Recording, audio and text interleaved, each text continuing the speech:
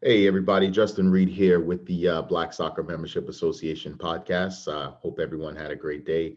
My last day here in Charlotte, so I'm looking forward to getting back home. And I want to give a shout out to Hugh Roberts.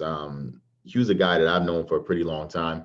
I actually represented him when I worked as an agent, but he is a defender with the Charlotte Independents. And Hugh also launched the USL Black Players Alliance, which is who we have a partnership with, and we will be collaborating with them for the upcoming camp that we're going to have here in Charlotte from July 12th to the 16th. So, real quick shout out to Hugh. Thanks for the hospitality, man. It was great, and definitely looking forward to getting back down here again before the camp, and of course, once when the camp starts. So.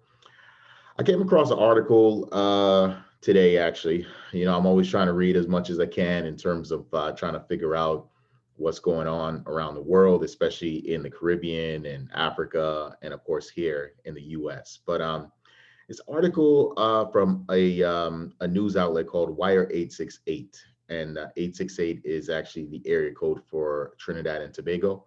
I know we've got some followers here who are from who's from Trinidad and Tobago. So you guys are probably fairly familiar with the news outlet, but it's a great outlet. Lasana Liebert, he is the founder of the news outlet, and I've known him for about less than a year, and we've had a few conversations. But just a great guy. He also has like a little chat room for Wired 868, which can kind of get kind of funny because you got some folks like who think they know a lot about football, and then you got some folks who actually know football, and then you got some folks who just are just in the group just to kind of just talk whatever crap they can talk. So um, I'm a part of that group, and I like to kind of just get in and just kind of read up and kind of see what Wired 868 is talking about. So if you guys ever get a chance, definitely go on Facebook. I think you gotta ask Lasana or the Wired 868 group if you can join. I think they ask you like a few questions, but it's pretty simple. But it's really great just to get news from there. And he's got some really, really, really great articles. So today, he wrote an article about three players from Trinidad and Tobago Football Association. And I know some of you all, if you follow Major League Soccer, will be familiar with at least two of them. So Joevin Jones is one of them. He is in Seattle, and he's actually currently trying to, I guess, extend his contract. And I think there's some other clubs in Major League Soccer who are interested in him. So I think he is definitely going to get signed again. Another player is Khyleem Hyland, and he played in Belgium for Genk for a little bit. And I know currently he's like in like Saudi Arabia, and he plays for Al Batin. And then the third person who was in the article, he really didn't make any comments. Actually, he wasn't quoted, but Kevin Molino, and I know he's a player who uh, people in Major League Soccer are definitely familiar with. He played for Orlando City. He's been with Minnesota United. He's been with the Columbus Crew, and just a really, really, really good players. Pretty much all three of them are excellent players. But the article just kind of talked about the unprofessionalism that I've spoken about before. And I guess it's just kind of great to hear it from the players itself. I mean, these are guys who are in their mid 30s, so they've experienced everything from the national team, at least within the last 10 years. Some of these guys, like Jovin's got like 67 starts. He scored about 8 goals. And then you got Khyleem, he's got 78 starts. He scored about 4 goals for the national team. And then you got Kevin, who's the forward of the group, and he has like 41 starts and he scored like 21 goals. So these guys are very, very familiar with the way things are run at the TTFA. But what stood out to me was some of the quotes that these guys made. So some of you guys may know that the Trinidad and Tobago Football Association, they're going to be playing the U.S. and Orlando coming up this Sunday. So it's a game, I think it's only it's a friendly, and it's only gonna be like 4,500 people that are going to be allowed in the stadium. But I know, people from Trinidad and Tobago, they're going to get together, they're going to, beat pan, and they're going to, play soca music and just kind of get themselves riled up for the game. But none of these guys are going to be playing in it. Joevin is one. He just played in the MLS Cup, I think, sometime last month. And he just kind of wants a break and just kind of want to rest with his family and kind of rest up for the MLS season that's going to restart. And of course, he's got his preseason camps that he's got to get to. And Khyleem, on the other hand, he is in Saudi Arabia, so a lot of the international players are not going to be participating. I don't think any of them actually from the US or from Trinidad and Tobago will participate. So I just think it's pretty much a domestic friendly. And then Kevin is the last one, and he is not going to participate either because I think he just recently signed with Columbus Crew, so he's just kind of just relax and just kind of wait again for the Major League Soccer season to get started. So these guys, they got in on this article and they just really, really said some interesting things. So I will quote you right here. So one thing, and I mean, these guys just kind of went off like they didn't care. So Joevin said, my opinion is that this is a death trap, and that is referring to the actual game. As you know, or some of you may not know, but since COVID started back in March, like the Trinidad and Tobago Football League hasn't even restarted. And like, COVID's like big down there, but it's not as like big the way it is in like London or of course here in the US. So you probably don't have any reason not to start your league. Like, probably start the league and maybe do your testing and then have the players kind of play in like empty stadiums. But I mean, you could do something, right? But these guys down there, with the Trinidad government have just decided, Trinidad Tobago government just decided that these guys are not going to play at all, which to me that really doesn't make any sense. But Joevin says, my opinion is that this is a death trap. We don't have our full squad, and America is in camp training with the guys who are MLS players that play week in and week out. When last did some of our players have a good 90-minute game? And to answer this question, none of them have had a good 90-minute game. They haven't even played a 90-minute game because most of the players who will be traveling will be coming from Trinidad and Tobago. And I know they've got some US-based players who will be playing as well. Those practice matches that the team played over the last 2 months are not intense or physical or challenging. So they can't prepare you for this. For me, I think that was a bad game to choose. So Joevin does make a great point. That's a tough match. I mean, the U.S. Men's national team, they have a deep player pool of players who have been playing with MLS. And I think some of the guys will come from the USL as well, but I think most of them will be coming from Major League Soccer. Joevin continued, I know football is funny and you never know because it is played on the day, but on paper, we are not ready for this game as yet. So like he just kind of goes in and just kind of talks about, all right, well, this game should not be on paper. Why are we playing this game? This could probably be a potential. He didn't say this, of course, but it could possibly be like a 6-7-0 game, easily. And it's almost like, well, what do you get out of a 6 or 7-0 game? So Joevin's been with the squad for since like 2010. So this is really the interesting quote right here that got me, and it just kind of just my horns just went up, and I was just like, wow, he really brought this to light. He says here, we want better uniforms to train in. We want to feel like we are part of a national team and not a scrap up side with players training in different pants and socks. Kind of interesting, your national team. We want togetherness and a professional approach with things running smoothly off and on the field. So we don't have to worry about payments and stuff. We want to be able to go into games worry free. So Jones would continue, this dream isn't for us, Kevin, Molino, and I, maybe 3 or 4 years left, but this is for the future. This is for the younger guys. We want them to feel that this is a national team and it is something special, and have that motivation to train harder to keep their spot. I mean, that kind of says it all, especially like the first part, right? So he talks about like players wearing like different pants and different socks, and that's true. There's a ton of videos if you and pictures if you just Google it. You can go on Wired 868, or you can just Google and you can see that sometimes these players have like a blue top with like no logo, no TTFA logo. It just says Joma, and Joma's not even a sponsor of them anymore. I think there was like one picture of the coach, Terry Fenwick, the head coach.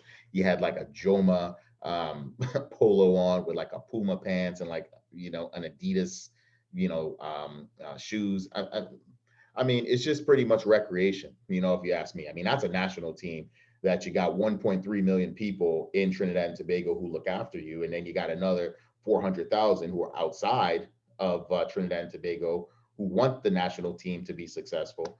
But that's what you present. That's what you present on a daily basis. So these guys really, really, really make a great point. It just goes back to on professionalism. So in addition to Jones, we also had Khyleem, right? So Khyleem said something as well. But just real quick, a quick story on my end. I remember, I think this was probably back about, hmm, I don't want to get it wrong, but I think maybe anywhere between 6 to 7 years ago. I don't know if you guys remember the name J. Lloyd Samuel. He unfortunately recently passed away in a car accident about 2 years ago. But I was a part of a group kind of helping J. Lloyd go from Austin Villa to represent the TTFA, the Trinidad and Tobago national team. But Jay Lloyd actually, he ended up having to like pay for his own flight to go down. I think he had to pay for his own accommodations. And he said when he got there, he noticed that a lot of the players didn't have simple stuff like a bag, so he brought some extra bags from Aston Villa in order to give to the national team players.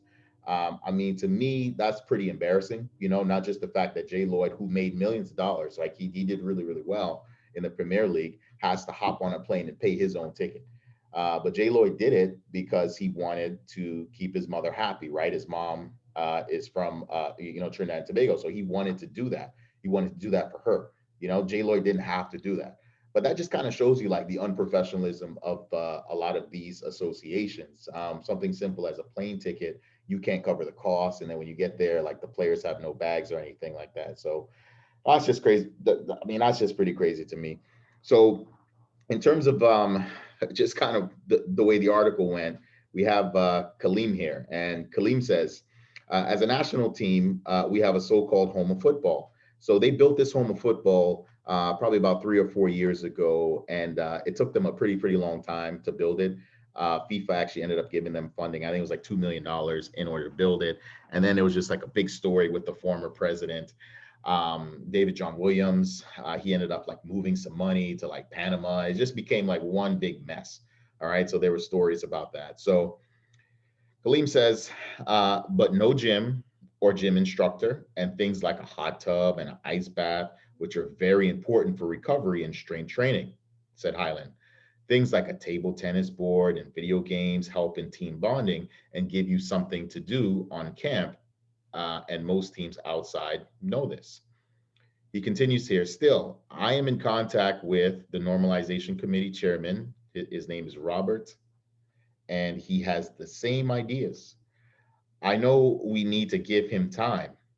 Rome cannot be built in one day, but I hope for the future generation, all of these things are installed. So that's just interesting because remember, these guys have played all over the world and they've seen how professionalism is supposed to be in terms of like when you're a part of a club. You get paid on time.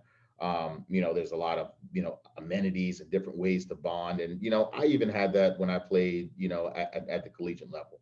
Right, we had table tennis, we had video games, we had places that we can just go in and just kind of bond and just kind of just to connect with the guys. But this is a national team here, and these are professionals. But unfortunately, these professionals are being treated as though they're recreational players. And this is kind of going on just way too long, just with the TTFA. This is going on with the rest of the Caribbean, So I'm very happy that these guys just kind of just spoke out on it. And, I know that I believe Joevin had said previously, I think one time he got called up to the national team and he refused to go because of like the lack of professionalism. And that's good, right? Because at some point in time, you got to take a stand. You got to take a stand on something, and you got to say, "Hey, look, I'm not going to I'm no longer going to be a part of this. If you guys can't get your shit in order, I'm not going to be a part of this because I got to look out for my legacy, and I got to make sure that I'm a part of something professional. Because just because we're playing a game here in the U.S., I don't want to go to Orlando on Sunday and be a part of a losing game, 7 to 8 nothing, because we don't have basic stuff." To make the players feel good, right? The saying, you look good, you feel good, you play good. So unfortunately, this, continues to happen, in the Caribbean. There's got to be a way to bring more professionalism to the forefront.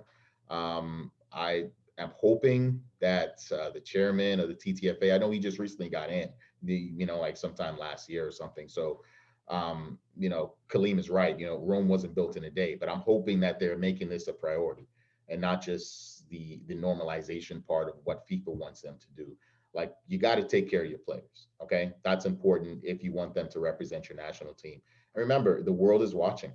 Not just the 400,000 who are living in the US and Canada, you probably got another 100,000, 150,000 who are living in London, France, the Netherlands. I mean, you got Trinidadians all over, Trinidad and Tobagonians all over the world, all over the world. So there has to be some type of professionalism. People want to watch the national team.